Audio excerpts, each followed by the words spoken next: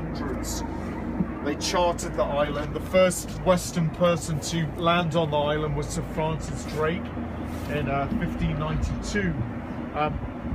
After that, there was a lull in kind of activity here, but in the 17 and 1800s, sealers came from Russia, the east coast of America and Europe, and started kind of whaling on the seals here.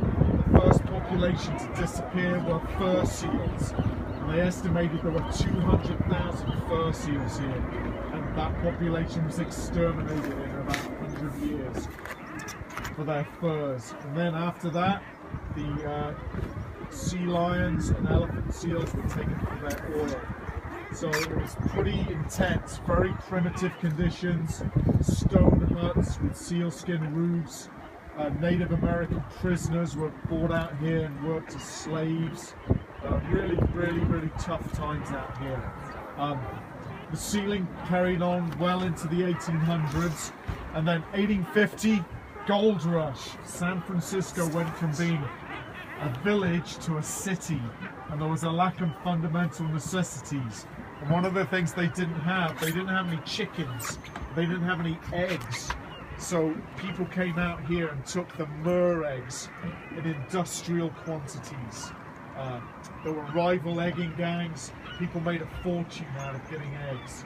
They would go ashore, they'd break the eggs that they could see so the bird would relay a fresh egg. They'd harvest the eggs. The myrrh population went down from 750,000 to about 5,000 at that time. People were killed over eggs. There were rival egging gangs.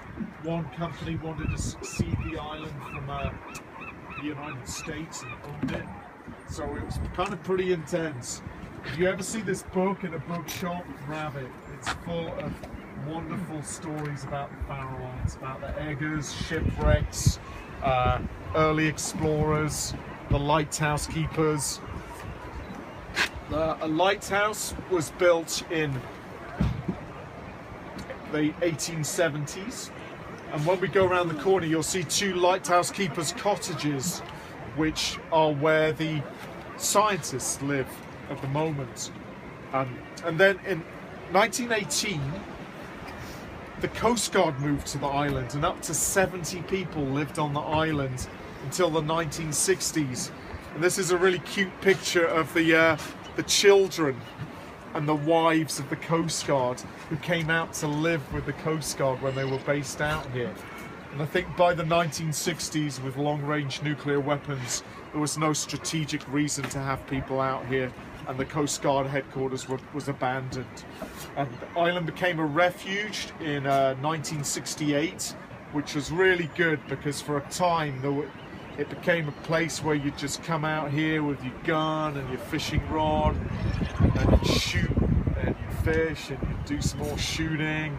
And there's some, reports of biologists saying, "Get me out of here, there's just people shooting," because you just come and shoot at seals, birds, real kind of crazy stuff. But 1968 became a refuge, and then 1982 the waters surrounding the Farallones became a national marine sanctuary.